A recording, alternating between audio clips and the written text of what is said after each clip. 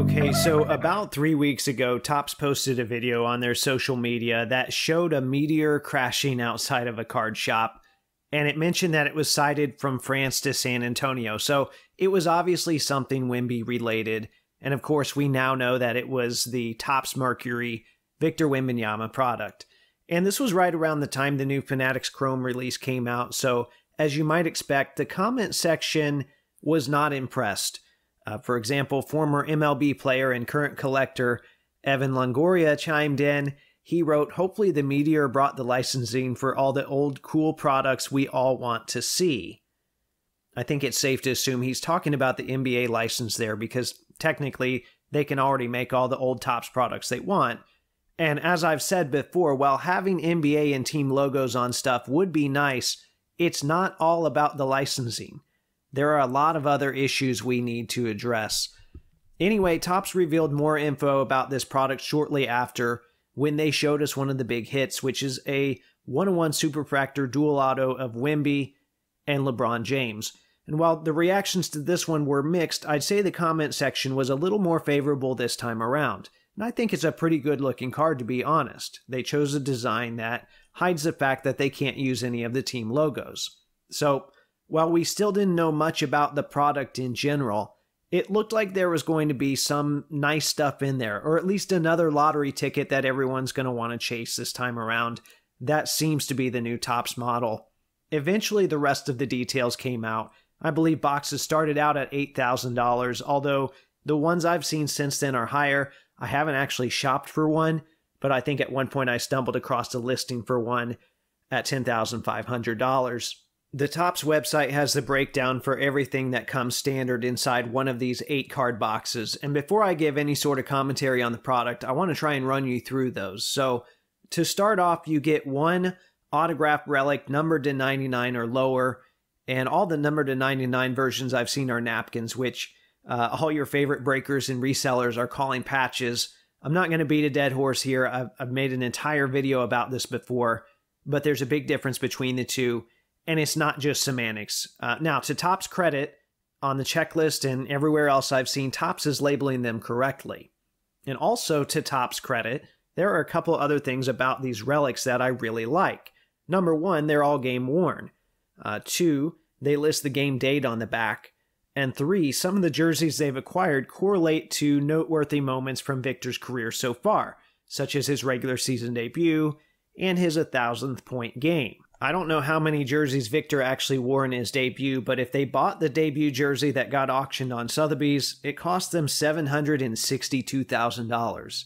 I don't see any of the other jerseys on there, so I'm guessing they might have some sort of an agreement with Wembanyama and his team to acquire jerseys moving forward, but who knows? Either way, they went to the trouble of getting one. And while I'm going to get into some of the uglier stuff from this product in a little bit, I can't emphasize enough having the provenance with the game-worn stuff is very good. We've seen a little of it from time to time with Panini and some of the other companies, and it's something we need more of moving forward. So it is nice to see that here from Topps, and hopefully that, like I said, hopefully something we'll see more of with them moving forward. Okay, so that was just one of the 8 cards, although in most cases it's the best one. It kind of trickles down from there. In addition to the auto relic, you get one chromium autograph card numbered to 99 or lower, 2 chromium base cards, 3 chromium base parallels numbered 99 or lower. That includes the alien face wave refractors, which are numbered to 5, and then finally 1 chromium insert numbered 99 or lower. And then I guess I should also note that 1 in every 70 base card packs receives one of those dual autos like the LeBron I talked about earlier. I think I saw a redemption for Tony Parker. That's kind of cool with the Spurs and France connection. There's Victor and CJ Stroud because why not? I saw someone pull a Jason Kidd. That one's kind of, whatever to me. But if you hit any of these, it's really a bonus auto at that point. Now, one of the recurring issues with Fanatics basketball stuff, a lot of people would say, is they continue to put out cards that are low in quality. That is relative to the price point. And I've not held any of these Mercury cards in hand yet. I figure I will in a few weeks when I head to the big Orlando show, but in the breaks I've watched, the chrome surface looks pretty dull. And I was talking with a friend about it, and he claimed it's, quote, low-quality hollow board, that Fanatics is just hiding with one touches. Now, I can't confirm that, but at the same time, it wouldn't surprise me. What I do know is that visually, I'm less than impressed with this product. And people keep bringing up licensing.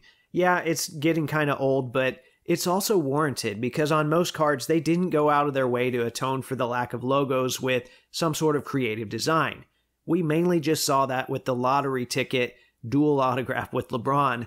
Although, as Drew from Let Me Get That Potograph pointed out, there appears to be one card in the product that actually does have logos on it, albeit by mistake. It looks like they forgot to airbrush the NBA logo off of a jersey and an arm sleeve on the same card, and I'm interested to see what the fallout from that could look like. You might remember sometime in the pre-pandemic era, Panini accidentally left Michael Jordan in the background of a couple cards, and there was some sort of legal process that followed. The point being, though, similar to Fanatics Chrome, they put legitimate effort in for the chase cards, while everything else is just kind of up in the air. Like, there are a handful of retro designs in the insert cards, and they're not all horrible, mind you. For example, I think the 71 throwback looks all right. Now, the 2008 design, that is something else. You know those circles at the top of the design, right on the horizontal cards?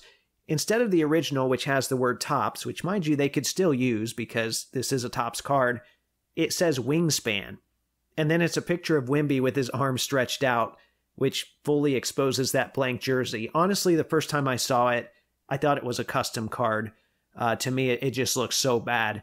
And the irony is, if they're going to utilize all these retro designs, I think they've forgotten the most appropriate one that we have, which would be 1969-1970 Topps Rulers, the very first pack-pulled basketball insert, and one that works really well for tall guys. But who knows if anyone at Topps even knows that this set exists. This company is just so far removed from what it once was. All right, as I wind things down, I've yet to really address the elephant in the room, which is price. All the stuff that I mentioned prior to this, the licensing and the card stock and the designs, the collecting community would likely consider problematic at virtually any price point.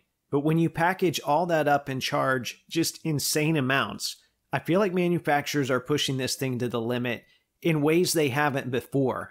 And yes, I remember Exquisite and Eminence, but this just feels very different still. Obviously, this is designed for group breaks, and as long as people are buying up all the spots, the breakers will do just fine. The people buying in, though, only time will tell. And it seems like a lot of people are trying to get in and then quickly get out for fear that prices will rapidly drop. Keep in mind, this product adds a lot of Wemby autographs to the market all at once, and I've yet to find anyone that actually collects this stuff. It's the hottest of hot potatoes. And looking at the bigger picture, this is another example of group breaking perpetuating a problem it originally set out to solve. You know, it was supposed to distribute the cost of a few high-end products so everyone could take part.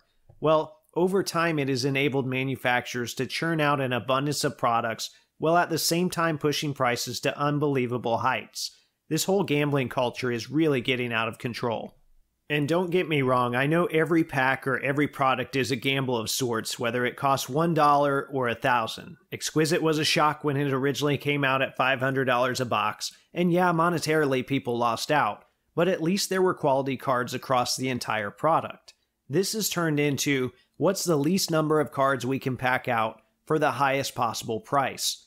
And as I've explained before, at the end of the day, it's the collectors that are going to lose out. Because as long as there's one big prize for everyone to chase, the manufacturers can treat the rest of the product as if it doesn't matter. And that's a cycle that repeats itself time after time. So now in the last month or so, we've had Fanatics Chrome and Mercury Wembanyama. It makes you wonder where people are going to allow them to take this thing next. All right, that's all I've got for you today. My plan was to give you a little of the good, the bad, and the ugly from this new Topps Mercury product.